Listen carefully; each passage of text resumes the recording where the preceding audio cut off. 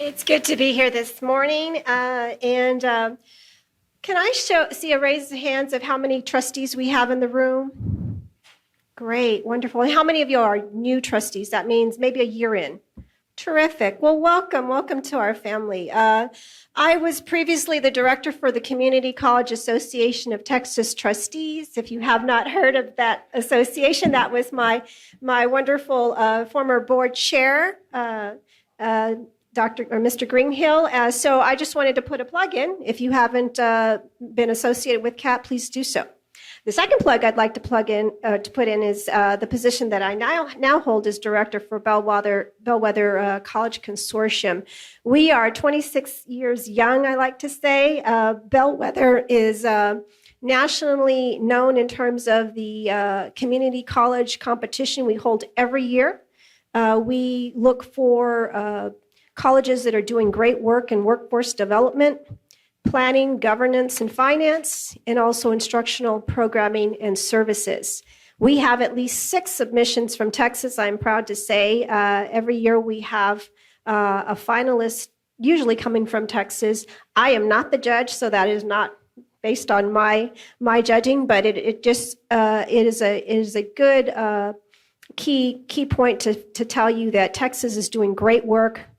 They can compete on a national level, and we would love to have you join us for the Bellwether, not only the assembly that we have every year. On your table, I have a postcard, and we will have a policy summit this year, as well as the Community College Futures Assembly. I know that's long, but that is where the Bellwether Award is handed out.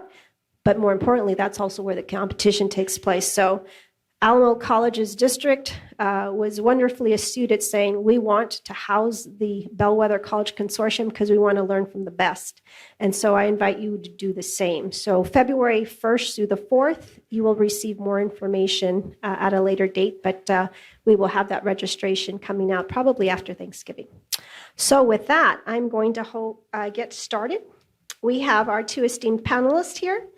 Let me go ahead and introduce them. Steve C. Head, or Dr. Head, was appointed as the 4th Chancellor of the Lone Star College System in 2014 after a 30-year history of high-level positions at LSCS, including President of Lone Star College North Harris, President of Lone Star College, Executive Vice Chancellor, Acting Chief Executive Officer, Interim President at Montgomery College, and President of Kingwood College. His focus is on student access, equity, success and completion, academic quality, workforce programs in alignment with community needs, and collaborative agreements with educational, business, and local civic organizations. His values include operating the college on a sound, fiscally conservative model based on data, efficiencies, accountability, and common sense. We all could use more common sense sometimes. Dr. Head received his PhD in history from Texas Tech University. He earned a Master of Arts degree in history and a Bachelor of Arts degree in history from Lamar University in Beaumont, Texas. In addition, he previously taught history undergraduate and graduate classes at LSCS and University Partners, and graduate classes in community college leadership and higher education finance. He serves on the board of 5 area chambers of commerce and 3 economic development districts or councils. He has served on the executive committee for the Texas Association of Community Colleges, TAC, and on the executive committee for the American Association of Community Colleges. He is a frequent presenter in state and national conferences on community college issues.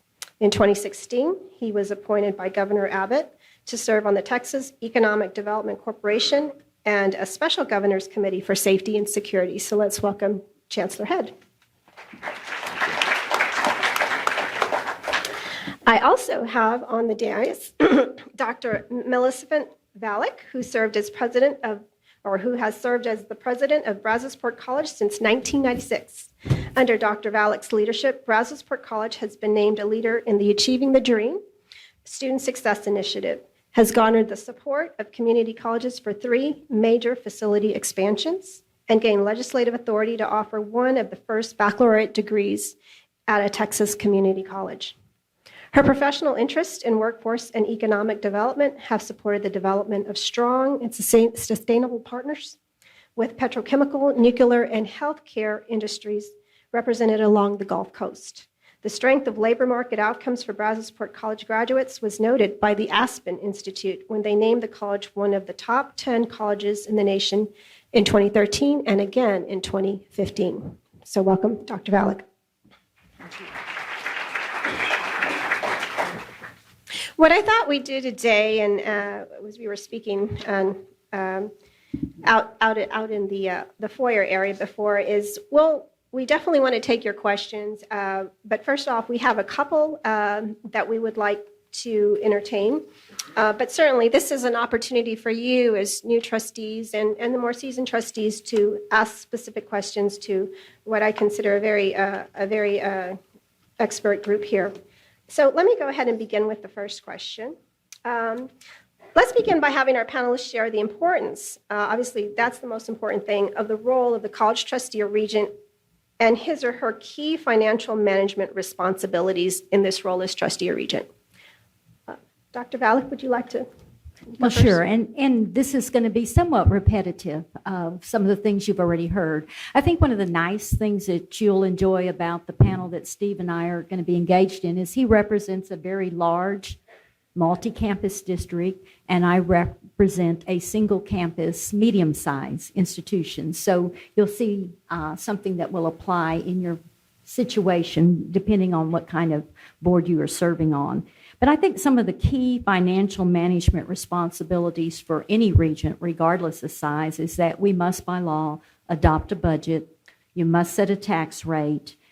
I think when you go beyond that, I think there are some key things to think about, and that is to assure that you have adequate resources to support operations. You must be willing to work in a philosophical position that will allow your college to carry out its mission, and that requires resources. You also want to be able to be sure that you have cash reserves that allow the college to have what I would call a rainy day fund in case of unexpected crisis, that you're able to sustain your operations, as well as to plan for long-term investments that are of significant nature but have a long lifespan. Providing for an annual audit is critically important. It helps you ensure your internal controls and adherence to policy. And then that allows you to feel comfortable that you are being a good, prudent fiduciary of financial management. And I guess the last thing I would say, and I think this may be the most important thing, is please ask your president or chancellor questions when the financial picture is not clear.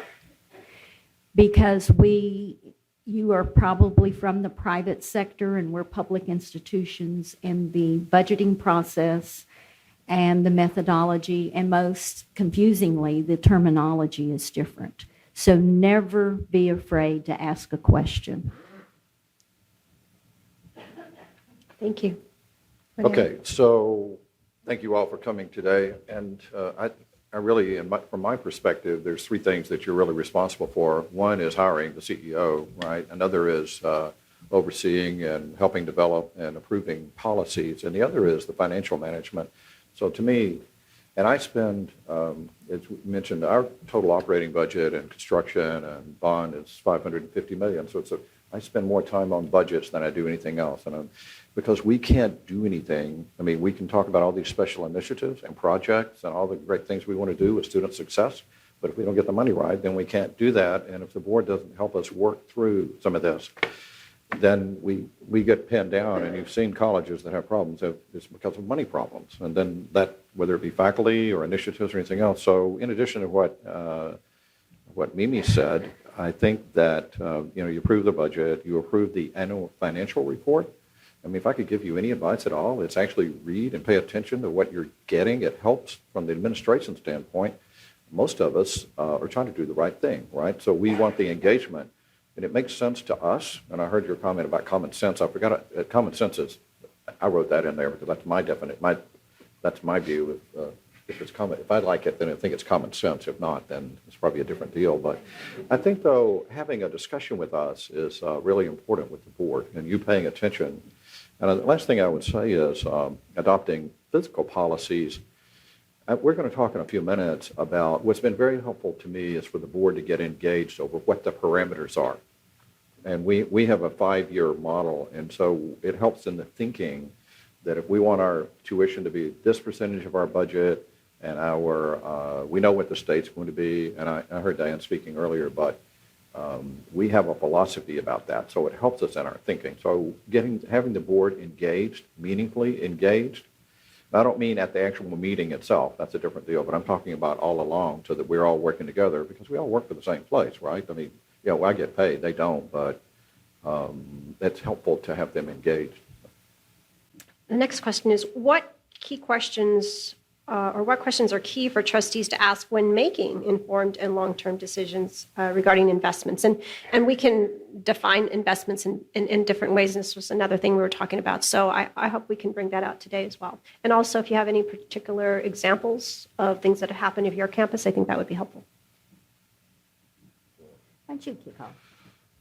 So we talked before, Mimi's approach is investments like money investments. Mine were money investments, but they're investments in the college. For example, our number one investment is going to be student success. So you can have, the way we look at it is initiative KPIs and then mission KPIs. So our overall mission is student success and responsibility to taxpayers. And then so how do you fill in that? How do you do that? For example, we started a new college, and so our mission is to improve student success for first generation college, especially African American and Hispanic students. That's been one of our challenges. And so then you put KPIs tied into that so that we can evaluate. So we have the money that goes to that, and that's a big investment for us because it's a new college, and even though we combine center and we're adding center. But then you have to put money in there and measure it somehow. And I think that, so the way we're going to measure this is what student success, you have to benchmark it and then go from there. We have other areas that, there are a lot of projects that we work on that cost money up front, but then there's a reason you're doing it. For example, we're taking a look at online textbooks. And so when you look at these, it's I'm going to say again, it's about the mission. And the reason we're looking at online textbooks is because 25% of our students are not purchasing textbooks, at least 25%. For us, that's 25,000 students. And that's not good. That hurts us on the student success side. We know that. So, but then there's a cost that goes with that. And so you're taking a look at a strategic mission and then the initiatives and how are you going to measure that. So that's the way we take a look at it. So we have KPIs for just about anything. Putting the money to it, though, is another issue. We'll talk a little bit about performance metrics in just a minute. So.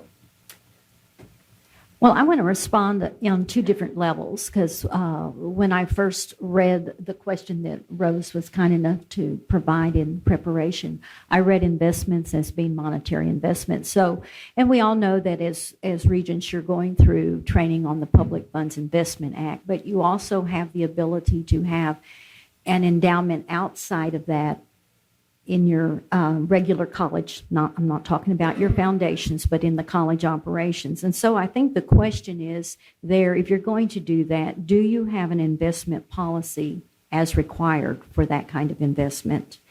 And that would allow you to have perhaps higher earnings than you could get through investing money in the Public Funds Investment Act. Then another key question for the board would be, does that policy reflect the appropriate tolerance for risk for a public institution? And that's a key question because usually what you're doing with that kind of specialized funding is you're using it for student scholarships. So if you have a lot of volatility in that fund, then you have to think about what's the impact on your student scholarship program if you have money this year but you don't have money next year depending on market fluctuations. So and then I guess most importantly, you want to be sure that your corpus is protected because, institutions of higher education, even though this is an endowment policy outside of your public funds investment money is still perceived as something that needs to be protected versus high risk. The second level, and it's kind of keying in on what Steve mentioned, is when we're looking at investments that aren't necessarily monetary investments, but they take money to do. I think one example of the decisions you need to think about, and one that we engaged in quite a long time ago. In fact, this is an investment our board made in 1999, so it has a very long lifespan now of more than 20 years. And that was a decision to completely revamp the compensation system for its employees. And that's a very long-term decision, because when you revamp a compensation system, you're coming up with a philosophy, a methodology, but you're also coming up with a commitment then to maintain that over time. And you don't want to have to redo compensation systems frequently, because one, just the process of redoing one is very disruptive to the college environment. If you want to get into a heated conversation, start talking about redoing your compensation system. So having gone through that once, we were determined to be sure that we would be able to be consistently maintaining it over time. And how do you do that? Well, you put in some systems. What we did is we decided that we would have a market-driven system, because it was important to be competitive and to be able to retain professional employees. And we defined a market. That's a board decision. What is a market you're going to survey against? And a board policy. And the board policy was to take the midpoint of the salary scale and peg it to the 67th percent of the market, because they wanted to pay slightly higher than market, and then to go back out to market every other year. And so we have done that since 1999. Now, there was one period in there where that got to be extremely difficult to maintain, and that was during the Great Recession. The board made that priority and kept that compensation in place above other priorities during that very difficult period. So I would say that was an example of a long-term investment. Rose, I do think, just following up on what she said, sustainability, if I were on the board, and we've gone through compensation, I totally agree with her. So the question, though, is, okay, it costs this much right now. What's it going to cost in 5 or 7 years? Are we going to have to raise taxes in 4 or 5 years, or raise tuition, or whatever it may be? So a lot of us are putting in longer-term planning. And with the board, I mean, if I were in your shoes, I'd just be asking, so what's that going to cost? If you're doing that in 2020, this coming year, what's it going to be in 25, 26? That's assuming you're still on the board. You may not care, but if you are on the board, because you're a taxpayer, I mean, you're the one that has to pass taxes or tuition increases or explain. So sustainability is kind of the key to all this, and you asking those questions. And I have a note at the end. If I were in your shoes, I'd ask it for the president or the chancellor in writing every year and meet with them, so that you have something instead of coming to me and going, "What do you think?" Well, I can tell you what I think, but if I put it in writing, then I'm going to be really careful about it and thoughtful about it, and make sure that there's facts behind what I'm saying. Those are facts based on the information you have at the time. So if the economy goes south, that's a different deal. Mm-hmm. That's a good point to add, too. I'm going to skip down to a question, because I know it's one that one of you all wanted to address. And does the board play a role, or can the board play a role in fundraising? And if so, what is their role? Go ahead. Well, yes, it does. But so we have a foundation, and we like referrals from the foundation, from our board, or from anybody to the foundation. And then several of us, and the role of the chancellor, part of that is that I'll follow up and meet with people if we need to and explain the value of what they're doing. But our board is not directly involved in that kind of fundraising. It's more like referrals. And really, when you take a look at it, and I go to a lot of meetings where people are talking about the value of foundations, which I agree with. We have we just got a report. We have one of the larger ones in the top 30, but it generated $7 million last year. And on a $400 million budget, we want our money to go to scholarships, right? So they have a role, but it's not a critical role the way we have it defined right now with our board, that's not a critical role for our board of trustees to get into the fundraising piece. Now, having said that, Lone Star is in a different situation where we've got resources coming in, and our assessed value has been growing quite a bit over the years. So, Let me respond in a way that we have a great foundation at Brazosport College, and our Board of Regents is pivotal in helping that foundation be as good as it is because of the mutually supportive and appreciative relationship between the Foundation Board of Directors and the Board of Regents. In the foundation bylaws, they call for the chairman of the Board of Regents and one other appointee by the chairman to actually serve as members of the foundation board. And that helps us keep our missions aligned. I see that as a great value asset. But I think one of the most important roles that the Board of Regents plays in fundraising is what you do under the general principles of determining your vision, your mission, your core values for the college, because that's what changes the image and keep of the college in the community and makes fundraising possible for the foundation board.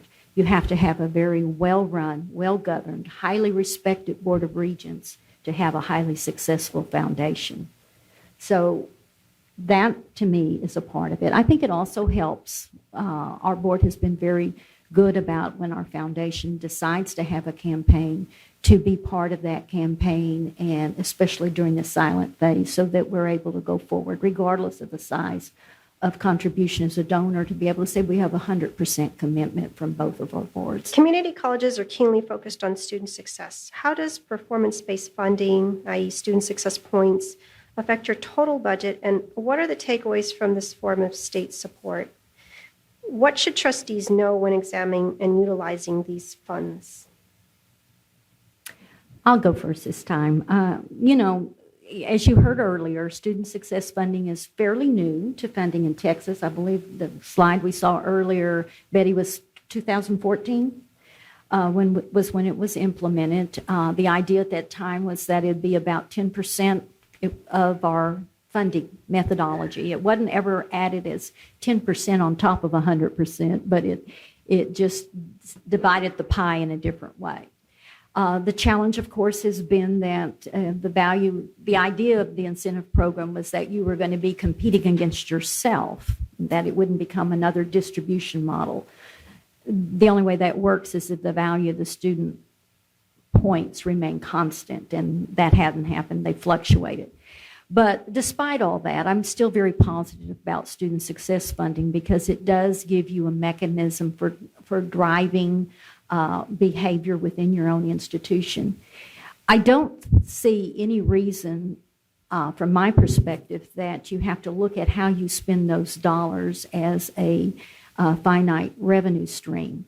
If your strategic plan is aligned with your student success agenda, then it's just one of the 3 revenue streams that fund your strategic plan. Those revenue streams being state appropriations, of which student success funds is about 12% of the pot, your core operations, and of course, contact hours being that other part of the state appropriations. You also have your local tax revenues and your student tuition and fees. So what we do is we just be sure that our strategic plan reflects the student success agenda, and then we utilize whatever revenues are necessary to fund the strategic plan. So we have a little different approach over this. We've been trying to align our internal expenditures with the state student success performance metrics. So, because I just think that, to me, that's going to be the trend. We like performance metrics because if you don't do that, then you just give colleges money. You could be a high performer or a low performer. And if at the state level, and we live in the state of Texas, so you would like to have some common objectives. And if you don't put money to that, then what's the incentive to working on that? And even internally, so we have 7 different colleges. When the money comes in, some of you heard Alamo talking about how they carve their money up. We do it that way also. But we set it up on performance metrics internally. Now, we align ourselves with the state, and we can award our colleges money based on that, which is what we do. But then we also have developed our own student success metrics. For example, in our case at Lone Star, diversity is very important to me, faculty diversity. So we put money, money is a motivator, right, for especially for educators. If you put money assigned to it, they'll make it a priority. And we also have African American male success rates. We put that in the performance metrics. We reward the colleges that spend, because you have to spend money to make some of these things happen. And so when we see the results, then we give you money in that. So I'm a big proponent of performance-based allocations coming from the state and even internally. I mean, the reality is these colleges, I'll speak for myself. In my mind, we are a business. We're in the business of teaching and learning, and it's not a pure business because we're not profit-driven, but we can't be losing money, and you have to reward behaviors. That's just the reality of it. And we were talking to Bill before the meeting. I mean, we go to a lot of meetings where there are a lot of things said, and at the end of the day, then you come back in a month and nobody's done anything, right? And so, and that's the most aggravating thing when you're trying to make, Mike, I'm looking at you. I mean, you've got a business. You've got a formula that you use. There's money that goes with it, and you've got objectives. And to me, that's what we ought to be doing. So that's where the board comes in and helps set those objectives. So. Wonderful. So for the sake of time, I'm going to skip down to the last question, which means you can answer however you want. That's your that's your priority. Given your advantage as a college president or chancellor, if the tables were turned and you were a trustee who was meeting with your college president for the first time, what would be the number one question to ask that we haven't addressed today, and why? Well, if I were in your shoes, I'd be asking, so what's your long-term plan? What is it? I mean, so where are we going to be in 5 years? Where you think we're going to be in 7? And you can't completely do that. We have a 5-year, we have a philosophy about our budget, just so you'll know. I mean, there are two parts to this. One is what's your budgeting philosophy and what's your financial philosophy. For example, ours is, and we have several board members here today, we want students over the long term, and we have a 5-year plan for this, to pay 35% of the cost of education. We want taxpayers to pay 35%, and we're assuming that the state's going to hold around 20, and it could be 20. Then we figure out what to do with the rest of it. So you need a philosophy. Our other philosophy, what directing the philosophy, we want to be in the median expenditure for FTE for students. We want to put ourselves in the middle, which is about $10,900 per student, and we're about $9,900. So we have a goal to get there, to put ourselves in the middle, and keep in mind we're economy of scale, so we're not. It's like Home Depot versus Ace Hardware for us, but we want to put ourselves in the middle. And then some of our decisions will revolve around that. So we've got the philosophy there, but we also have a 5-year plan where we're going, okay, if we do this, to get to that 5-year plan, we need to raise tuition, which still puts us in the lower quartile in the state. And to me, it's about the board, the planning and taking a look at it and you asking those questions, and so that you feel confident in the decisions that are being made at the time and you understand them, and knowing that those may change on a yearly basis. I mean, we update that all the time.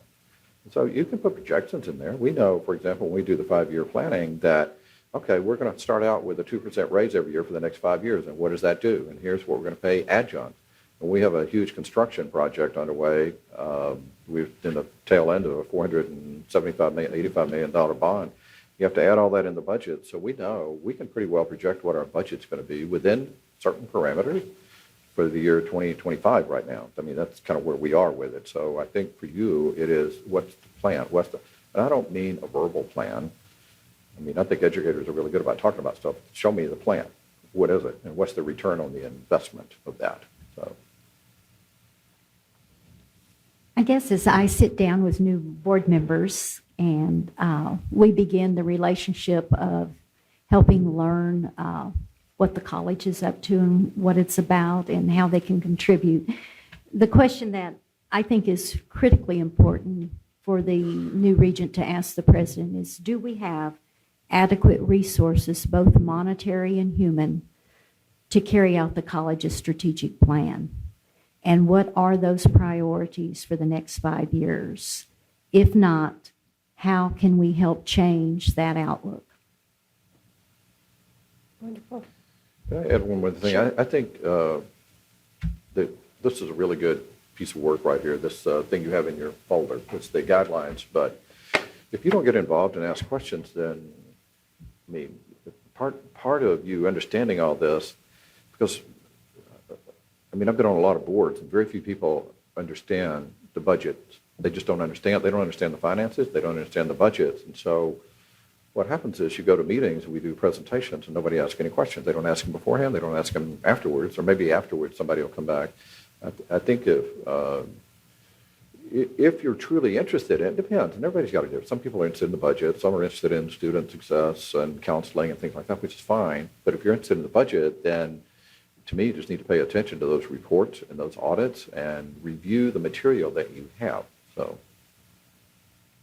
Thank you for that. So we're going to open up for questions. We have about 10 minutes. I wanted to leave time for this. Yes, sir. I want to tell you, I disagree very much with your assessment of fundraising for board members, and let me tell you why. One, I sat on the foundation for the Alamo Colleges, and it was my job as a board member to reach out to our community to fundraise. But you know why we were able to fundraise? Because of the caliber of the board that we had and the image we provided through the Alamo Community Colleges. Secondly, I've got two members here sitting with me, Dr. Sprague and Mr. Sarate. They spent and they took me to Austin, and we spent a lot of time with legislators spending time to change the metrics on how we get paid from the state, other monies that we get from the state to open up our vet operation and things like that. Thirdly, board members contribute in fundraising because we go to the national level and we seek out Pell Grants, which fund our students. So there's a lot of fundraising, and I think that the definition of fundraising was not accurate. Board members have a responsibility, and they also set the tax rate. The chancellor and the president and the staff do not set the tax rate. So that's the fundraising we do.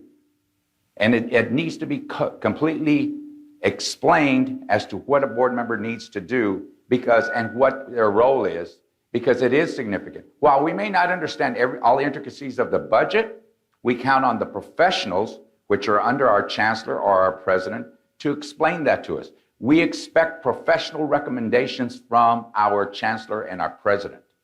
That's what we expect. But the board members play a very significant role. Without a good board, you do not have a good community college. They make the proper policy decisions. They ask the right decisions, right questions of the board, of the administrator and the president, so that we can move forward. And I'm going to give you another example. We just started the Promise program at the Alamo Colleges. Toyota just gave us $500,000 to promote our Promise program. The city of San Antonio agreed to give us $1.5 million every year fundraising. The county of Bexar is giving us $250,000 every year fundraising. So to say that board members are not involved in fundraising is not correct. We play a very active role, at least we do at the Alamo Colleges. And I was taught about some of the fundraising by these two board members here. So that's the kind of active role a board member plays, aside from setting and promoting the image of the colleges in order to get the funds that we get from the federal government and the state and from our own taxpayer.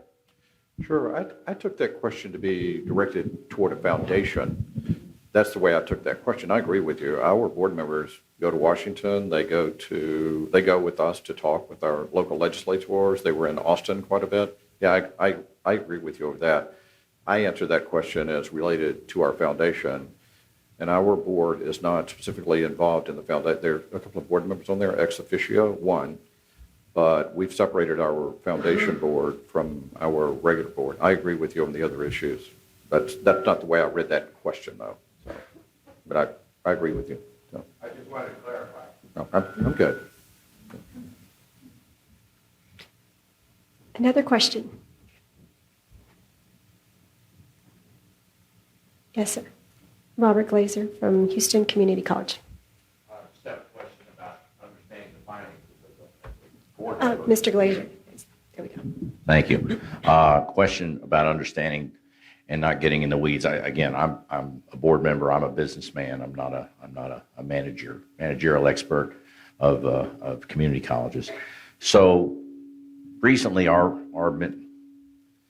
administration presented and our board passed a change in our policy to focus more with regard to the financial health of our institution based on 6 months worth of cash flow versus fund balance. And in our last presentation, I was surprised to see that fund balance wasn't even included in the presentation of our financial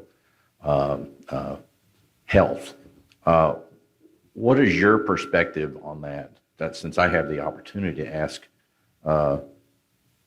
administration from other institutions, and I'm just curious about that. I asked to give you background. I did ask the administration for background on that, and they did send me a lot of information. A lot of it was from the Higher Education Coordinating Board to support that.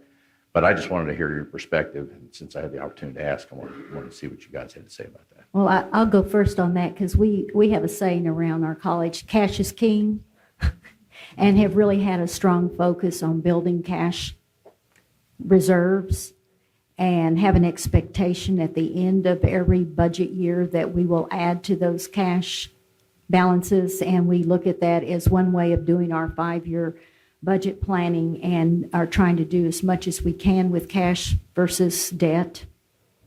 And so cash is extremely important to us, and to have that beyond just the set aside for what I call the rainy day fund, but to actually use it as part of our planning process for long-term investments.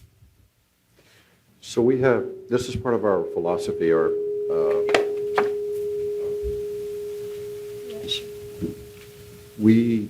board policy is that we have at least 16% cash reserve, at least 16. Standard & Poor's and JP Morgan recommended that we go up to 20. So we're sitting at about 18 right now, and that's a lot of money for us. That's the cash reserve. That's different from the fund balance. So at any one time, we have 17% of about $70 million in our cash reserves. You think that's a lot until the hurricane hit, and we had $52 million in damage to the hurricane at Kingwood. We had a college closed. So in FEMA, if you've not dealt, that takes a long time to get your insurance, and FEMA, we're still short $30 million. So then we have the fund balance, which is a little different, which is our kind of our cash flow. So we've separated those two accounts out. At any one time, I just had this discussion this week with the CFO. The reason I'm smiling, it seems to be a discussion going around with CFOs. So the fund balance is a little different than the cash reserve. What I was particularly interested in was the cash reserve. How much do we have? And the accountants, some of you may be an accountant, and Betty, our CFO says, well, there's no such thing. We created one called cash reserve, right? I asked them to put one in the budget called cash reserve so I could say we have this. Then the fund balance is different. That's 110, 120. It's kind of I'm just going to call it our float money that comes in at various times during the year. Does that help? A little bit, because if we were refocusing on it being 180 days cash flow versus a fund balance. Well, I actually thought 20% was too high until when we sold bonds, and then Standard & Poor's and JP Morgan recommended we get up to 20. And again, when I'm looking at, you think that's a lot of money until you have a flood, a fire, and your insurance doesn't cover everything. So. Well, historically, our board's policy has been between 18 to 25% of our annual operating budget. And that means you have to make sacrifices. I mean, every dollar that comes in, you have to take money right off the top and put it in the reserves before you ever start. Every dollar, you've got to take 16 cents or 18 cents right off the top of the budget. So. All right. We have about 3 minutes, so is there a final question from anyone? It's pretty quiet in the back there. Any? Okay. Well, please help me in thanking this wonderful panel discussion. I think it went well.